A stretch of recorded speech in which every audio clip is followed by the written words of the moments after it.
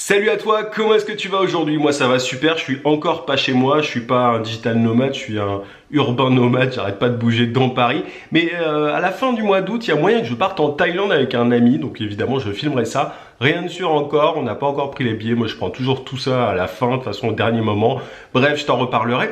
Aujourd'hui j'ai envie de te parler d'un truc qui te touche sans doute, et qui touche énormément de freelance, et c'est pour moi une des plus grandes raisons d'échec en fait. C'est une des raisons qui, je pense, explique le plus l'échec de beaucoup de personnes qui veulent se lancer en tant que freelance. Donc voilà, je te parle de ça d'ici quelques secondes. Juste avant, je t'invite à mettre un gros pouce bleu pour me soutenir et t'abonner à la chaîne si c'est pas déjà fait. Je te dis à tout de suite.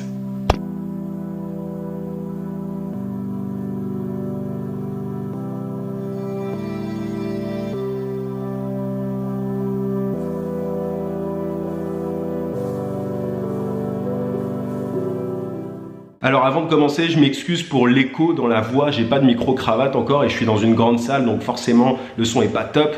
On va faire avec, j'y peux rien pour le coup.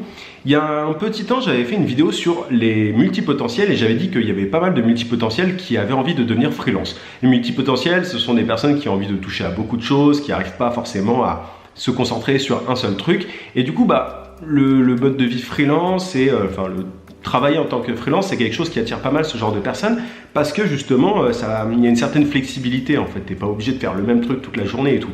Et en même temps, pour moi, c'est une des causes principales d'échec de beaucoup de freelance. Alors pourquoi est-ce que je te dis ça? Simplement parce que la plupart du temps, on se disperse et c'est tout l'inverse dont on a besoin quand on a envie de devenir freelance. Quand on cherche des clients, notamment, on a besoin de se concentrer sur un type de client et de bourriner, entre guillemets.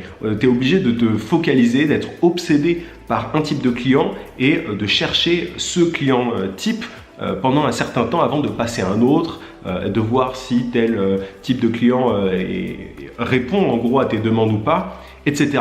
Ce que je veux dire par là, c'est qu'on a souvent tendance à se disperser et au-delà du fait de chercher des clients, il y a des gens qui ont envie d'être à la fois rédacteur, community manager. Hier, dans la vidéo d'hier, je te parlais de tes compétences, de qu'est-ce que tu sais faire. Et c'est aussi, ça rentre dans cette problématique-là, la dispersion. On se disperse pour un peu tout et n'importe quoi. On est énormément comme ça et je suis comme ça aussi à la base. C'est-à-dire que je suis pas...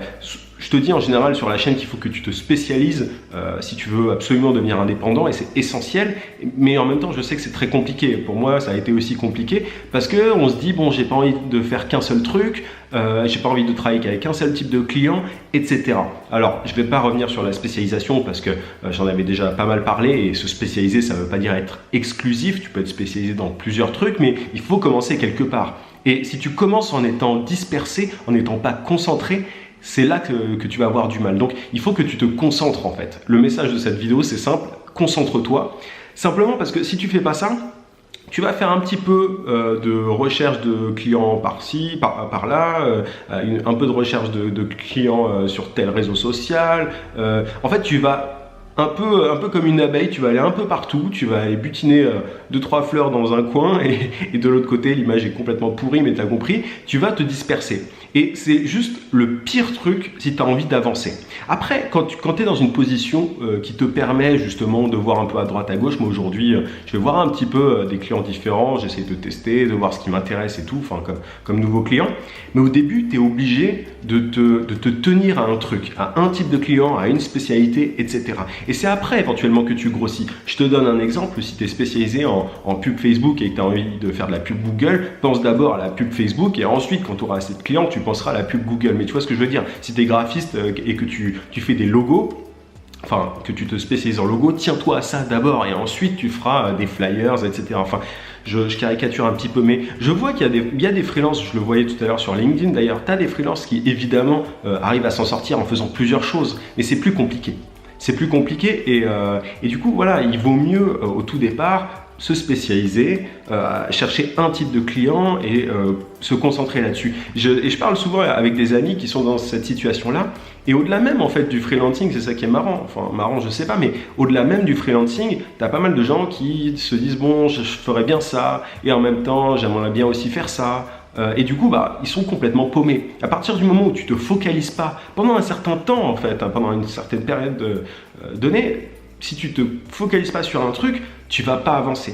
Et ça, je me rends compte de ça. Tu vois, si tu te dis aussi, je vais prospecter sur Twitter, et alors, moi au départ, je te conseille quand même de faire, c'est pour ça que je vais peut-être un peu me contredire là, mais je te conseille de faire plusieurs réseaux sociaux, mais surtout pour tester et voir lequel est le plus pertinent pour toi, celui qui va t'apporter le plus de résultats. Mais c'est vrai que si tu continues constamment à prospecter sur Twitter, Facebook, LinkedIn, par mail, enfin si tu fais tout, bah ça va être compliqué quoi, c'est-à-dire que tu vas pas avoir autant de résultats que si tu te concentrais sur un seul truc à la fois. Moi au début je faisais tout, j'ai vu voilà, il y avait certains trucs qui marchaient mieux que d'autres, je me suis focalisé. Moi aujourd'hui je suis principalement axé sur LinkedIn parce que je trouve que c'est ce qui a le plus de résultats, voilà, pour moi en tout cas.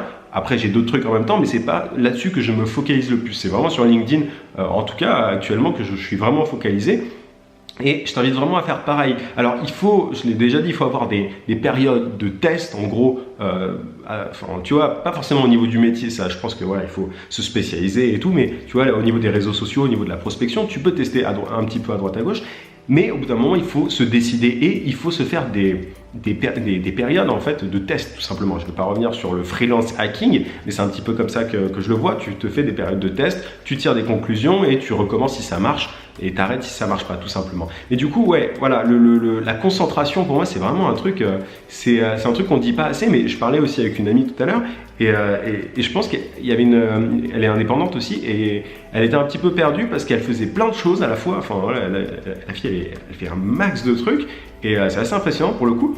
Mais au bout d'un moment, tu te dis, c'est pas possible de tout concilier, quoi. C'est-à-dire que c'est pas possible d'être vraiment à fond et de vraiment avancer si tu fais 40 milliards de trucs. Moi, là, si tu veux, en te parlant, là, via ma chaîne YouTube, ben, je me disperse un petit peu. Je le fais en connaissance de cause, mais si j'étais simplement freelance, si je passais mon temps à démarcher, etc., ça irait beaucoup plus vite pour moi. Bon, là, j'ai pas besoin forcément d'avoir plus, mais je suis justement dans une position qui me plaît parce que je peux faire plusieurs choses. Mais dans tous les cas, voilà, je me disperse et tout le monde. Enfin voilà, je ne conseillerais pas ça à tout le monde. C'est pas évident, tu vois. C'est-à-dire qu'il faut avoir une routine. Moi, j'ai mes heures où je travaille pour mes clients, j'ai mes heures pour YouTube et tout. Et YouTube, c'est un truc qui m'éclate vraiment et ce partage aussi avec toi et tous les autres, c'est un truc qui m'intéresse vraiment. Mais voilà, c'est quand même de la dispersion et c'est pas un truc que je conseillerais. Il y a des gens qui arrivent à se focaliser plus que d'autres, il y a des gens qui arrivent à gérer plusieurs trucs plus que d'autres.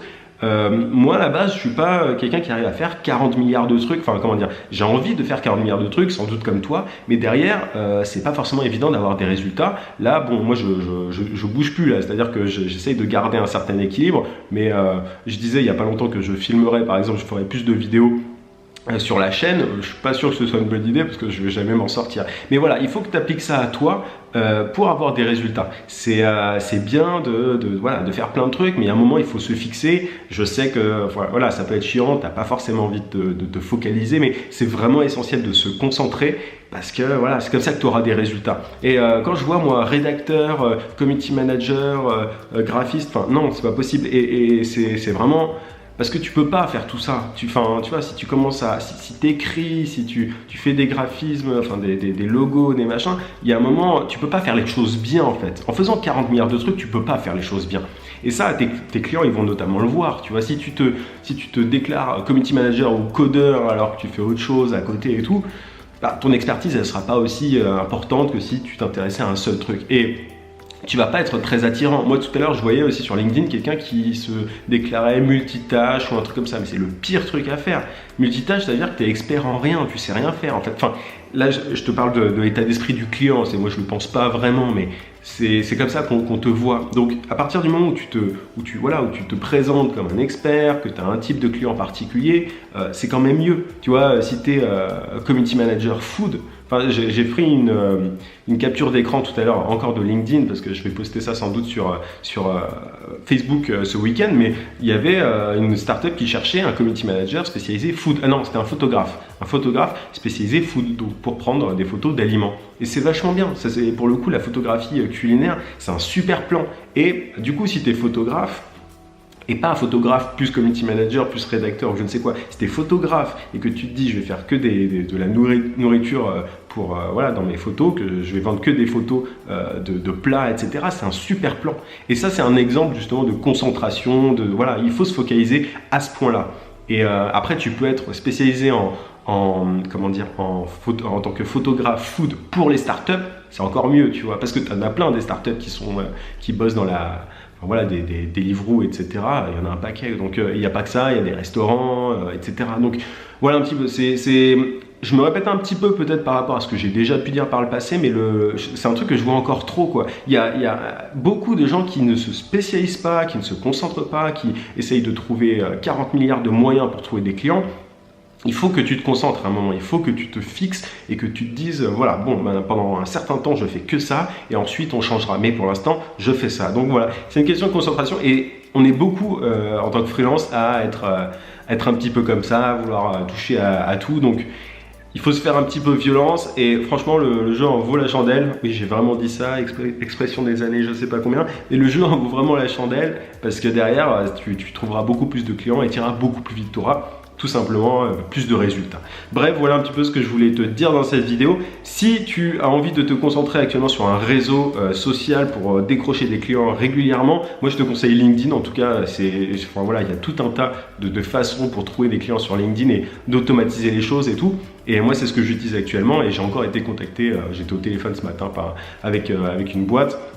Donc ça me rapporte assez facilement, c'est quelqu'un qui m'a contacté, tu vois, c'est pas moi qui ai écrit pour le coup. Et du coup voilà, ça peut vraiment faire la différence si tu as envie de devenir indépendant. Et si tu veux suivre si tu as envie de te concentrer sur LinkedIn, je t'invite à suivre ma formation que j'ai sortie cette semaine qui s'appelle LinkedIn Hacker. Tu peux la suivre juste ici et avoir plus d'informations en cliquant sur le i. Et voilà, il y a tout un tas de techniques et d'astuces pour décrocher des clients régulièrement. Attention, elle disparaît, elle est retirée de la vente dimanche à 18 h, donc il te reste 2 jours il me semble, après c'est terminé. Voilà un petit peu ce que j'avais à te dire. Je te souhaite un très bon week-end. Je ne sais pas si je ferai une vidéo demain peut-être, je ne sais pas encore, mais c'est possible, on verra. Mais sinon, je te souhaite un très bon week-end et je te dis à mardi, 18 h comme d'habitude. En attendant, n'oublie pas, vie sans limite. À plus.